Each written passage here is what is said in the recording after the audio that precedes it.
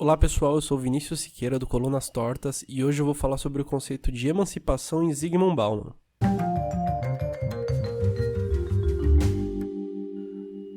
O conceito de emancipação que será abordado aqui vem do livro Modernidade Líquida, do autor, e na descrição eu vou deixar um link para um artigo complementar produzido também por nós. Antes de tudo, eu gostaria que você seguisse 2 passos. Curta o vídeo e se inscreva no canal. É muito importante seguir esses 2 passos para que esse conteúdo alcance o máximo possível de pessoas. Bom, agora sim, gente. O que Zygmunt Bauman quer dizer com o conceito de emancipação? Bauman busca em Herbert Marcuse o pontapé inicial para refletir sobre o conceito. Marcuse entende que a emancipação passou a ser tarefa primária na modernidade, mas foi esquecida na medida em que a sociedade capitalista, em seus centros desenvolvidos, parece entregar aquilo que promete. A emancipação, que seria a recusa de qualquer totalitarismo e, portanto, um afastamento da dependência do indivíduo ao Estado, à sociedade, é mais difícil de ser levada como objetivo, pois parece haver uma sincronia entre promessa e entrega na sociedade capitalista. Veja, é claro que essa análise é pontual, ela não leva em consideração as grandes populações periféricas, os guetos, as favelas ou então os países subdesenvolvidos que servem como mão de obra barata para a produção dos países ricos. Bom, voltando, depois das consequências das guerras do século XX, as 2 guerras mundiais, as guerras locais, poucas pessoas desejavam a libertação que o conceito de emancipação vislumbrava.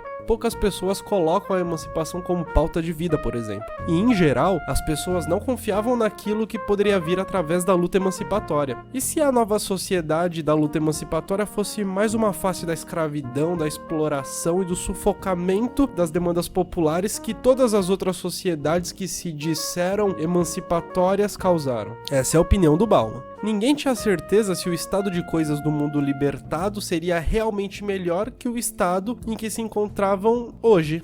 Para Bauman, liberdade é conseguir se mover sem resistência, sem obstáculos. Ele usa Schopenhauer como base para entender que a liberdade plena não é possível, já que sempre haverá obstáculos, como a presença do outro e, por exemplo, a existência de leis. O nosso querer é constantemente delimitado pela realidade, que barra a possibilidade de plena satisfação, e nos coloca em posição de não podermos gozar plenamente de liberdade. A realidade funciona como resistência e ela equilibra nosso querer, e nossa liberdade também, com as possibilidades que ela própria, que a realidade dá. Após atingir o equilíbrio, a emancipação passa a não ter muita função, já que não há expectativas acima das possibilidades que a realidade já está dando pra gente. Aqui, Bauman estabelece divisão entre liberdade subjetiva e objetiva, assim como entre a necessidade de libertação subjetiva e objetiva.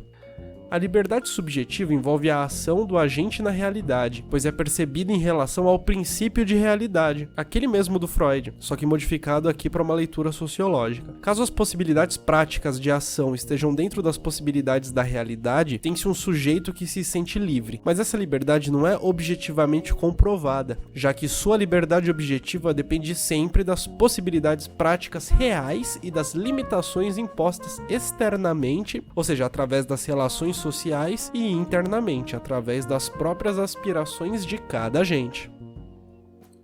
Essa divisão coloca questões em jogo. Com ela, é possível afirmar que um indivíduo pode nunca ter experimentado os limites da liberdade objetiva que tem, mas se sentir satisfeito com muito menos do que o que ela pode dar. Ou seja, se sentir bem com a sua liberdade subjetiva sendo atendida até um dado grau. A sensação subjetiva de liberdade como satisfação plena, mas as possibilidades objetivas ainda nem mesmo em pleno potencial. Ou seja, não perceber a necessidade da libertação, não sentir necessidade de se libertar, não anula a função prática da emancipação. A apatia pós-moderna em relação à emancipação é resultado da baixa de expectativa que os indivíduos pós-modernos são obrigados a se adaptar. Bauman também se coloca a pensar na possibilidade das pessoas entenderem o que é a emancipação e acharem ruins as consequências lógicas que ela traz. Portanto, sentem que ter que agir politicamente de maneira ativa não é boa coisa, não é interessante. Entendeu? A pessoa, ela sabe exatamente o que é emancipação, mas não gosta da ideia. A liberdade, assim, ela parece ser uma maldição. Não é surpresa que ela não seja tão aguardada ultimamente. A relação do povo com a liberdade sempre pressionou respostas dos filósofos modernos. Afinal, por que as pessoas não querem ser livres em toda e qualquer situação? Alguns pensadores da modernidade respondiam essa questão considerando o povo indigno ou incapaz da liberdade, enquanto o outro grande grupo de filósofos considerava que o povo tinha talvez um bom senso em negar a oferta de liberdade. Enquanto a primeira resposta nega qualquer individualismo, já que coloca o homem como ser que não fica satisfeito somente com coisas que são esperadas do cotidiano a partir da sua própria produção e assim se torna indigno de ser livre, não sabe usar sua liberdade, a segunda é a típica resposta hobbesiana que coloca a liberdade como estado de guerra. A guerra, assim, é o estado natural. Então a primeira faz do ser humano alguém indigno a ser livre, a aproveitar a liberdade porque não consegue igualar a expectativa com realidade, e a segunda faz do ser humano alguém com medo da liberdade porque ela significa falta de regras. A sociologia se desenvolveu sobre essa premissa: a liberdade total é o caos e o homem só pode se realizar em uma vida com regras, com normas. Para Durkheim, era na anomia a pior situação da vida humana. A anomia é uma situação em que não há regras identificáveis e possíveis de serem vistas e marcadas no cotidiano das pessoas. Inclusive, é justamente na modernidade líquida em que as normas são esquecidas e o consumo, a satisfação individual, consegue mais e mais hegemonia sobre o cotidiano. A denúncia de Marcuse não faz sentido na modernidade líquida porque a vida cotidiana é experimentada como livre, e essa liberdade é um fardo, na medida em que cada indivíduo é responsável por suas próprias decisões. O totalitarismo identificado na figura do Estado não é mais um medo, mas o terror está justamente no inverso, na vida privada. A sociedade líquida tem esperança de resolver seus problemas coletivos na esfera justamente da política-vida. A política-vida, e essas aspas são do Anthony Giddens, refere-se a questões políticas que fluem a partir dos processos de autorrealização em contextos pós-tradicionais, onde influências globalizantes penetram profundamente no projeto reflexivo do eu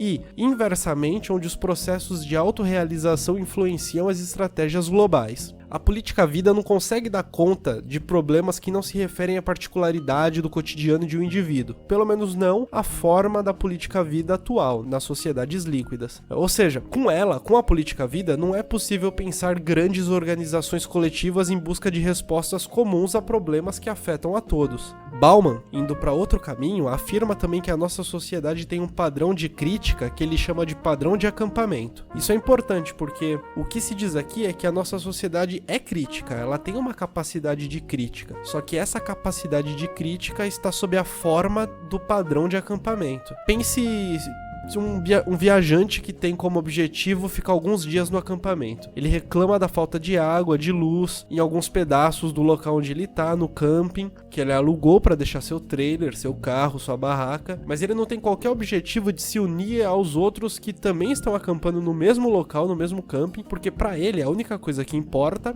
é satisfazer o período em que ele vai ficar ali parado acampando. Para o indivíduo líquido vale a mesma coisa. Ele não se une para conseguir respostas coletivas. Ele não quer nem mesmo se responsabilizar pela resolução dos seus problemas. Se as pessoas do camping não querem ter qualquer responsabilidade sobre a resolução de seus problemas, pois querem que o administrador do local, que não são eles, mas qualquer outro a quem se pode reclamar, faça todo o serviço, na sociedade líquido moderna também há este afastamento das tarefas necessárias para criar uma sociedade melhor. Marcuse não faz sentido para a sociedade líquido moderna porque a teoria crítica era destinada a uma sociedade que estivesse disposta a tomar para si a responsabilidade da administração. Já a crítica no padrão acampamento não lida bem com esse tipo de compromisso específico que a teoria crítica pede, um compromisso de administração, de gestão, de responsabilização.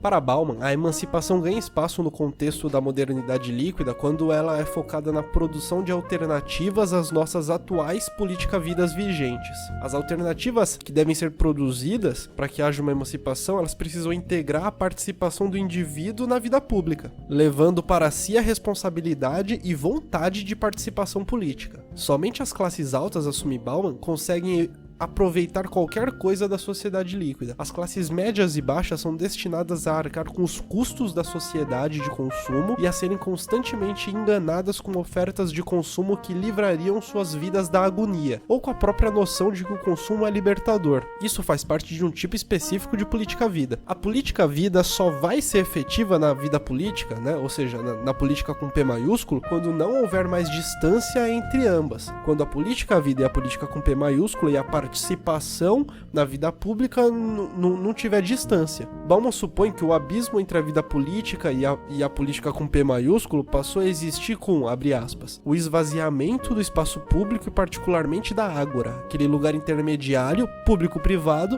onde a política encontra a política com P maiúsculo, onde os problemas privados são traduzidos para a linguagem das questões públicas e soluções públicas para os problemas privados são buscadas, negociadas e acordadas, fecha aspas. É então com uma vitória do espaço público sobre o privado que a libertação pode tomar um rumo. E isso é o oposto sentido ao que a modernidade deu para o termo de emancipação, já que, na modernidade, os libertadores queriam o fim da influência de um Estado que seria potencialmente totalitário, que seria sempre totalitário em germe, sobre o indivíduo para que a emancipação fosse alcançada. Gente, muito obrigado, curta o vídeo, se inscreva em nosso canal e acesse o Colunas Tortas. Um abraço.